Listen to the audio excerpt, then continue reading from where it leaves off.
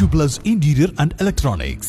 ഒറ്റപ്പാലം നഗരസഭയിലെ 2 വാർഡുകളിൽ മുൻ കൗൺസിലർമാരായ ദമ്പതികൾ സ്ഥാനാർത്ഥികളാകും.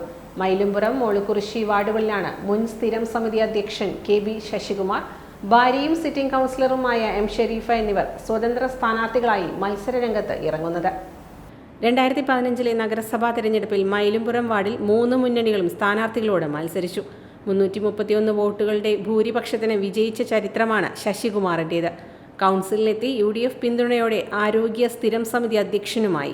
സ്ഥിരം സമിതി അധ്യക്ഷ തിരഞ്ഞെടുപ്പിൽ UDF അപ്രതീക്ഷിതമായി സ്വീകരിച്ച അടവു നയത്തിൻ്റെ ക്ലൈമാക്സ് ആയിരുന്നു ശശികുമാറിൻ്റെ വിജയം. ശശികുമാർ ഉൾപ്പെടെ 6 അംഗ സ്ഥിരം സമിതിയിൽ അധ്യക്ഷ സ്ഥാനത്തേക്ക് CPM, കോൺഗ്രസ് പ്രതിനിധികളും ശശികുമാറും നാമനിർദ്ദേശ പത്രിക നൽകി. മത്സരത്തിനിറങ്ങിയ കോൺഗ്രസ് കൗൺസിലറുടെയും സ്ഥിരം സമിതിയിലെ മുസ്ലിം ലീഗ് അംഗത്തിൻ്റെയും തൻ്റെയും ഉൾപ്പെടെ 3 വോട്ടുകൾ ശശികുമാർ നേടി. 3 വോട്ടുകൾ CPM സ്ഥാനാർത്ഥിക്കും ലഭിച്ചു. വോട്ടുകൾ തുല്യമായതോടെ മത്സരഫലം നറുക്കെടുപ്പിലേക്ക് നീണ്ടു. അതുവരെ തുണച്ച ഭാഗ്യം അപ്പോഴും ശശികുമാറിനൊപ്പം നിന്നതോടെ സ്ഥിരം സമിതി അധ്യക്ഷനായി തിരഞ്ഞെടുക്കപ്പെട്ടു. 5 വർഷം പൂർത്തിയായതോടെ വാർഡ് വനിതാ സംവരണമായി മാറി. ഇവിടെ കഴിഞ്ഞ തിരഞ്ഞെടുപ്പിൽ NDA സ്വതന്ത്രയായാണ് ഭാര്യ എം. ഷെരീഫ മത്സരിച്ചത്. 434 വോട്ടുകളുടെ ഭൂരിപക്ഷത്തോടെ ഇവർ വിജയിച്ചു. ഇത്തവണ ഈ വാർഡ് 2ആയി വിഭജിക്കപ്പെട്ടതോടെ 2 വാർഡുകളിലായി ഭാര്യയും ഭർത്താവും സ്വതന്ത്രരായി മത്സരത്തിന് ഇറങ്ങുകയാണ്.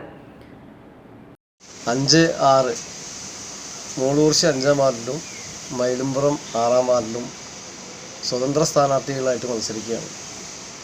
കഴിഞ്ഞ 15 വർഷക്കാലമായിട്ട് മൈലുംപുറം 5-ാം വാർഡായിരുന്നു.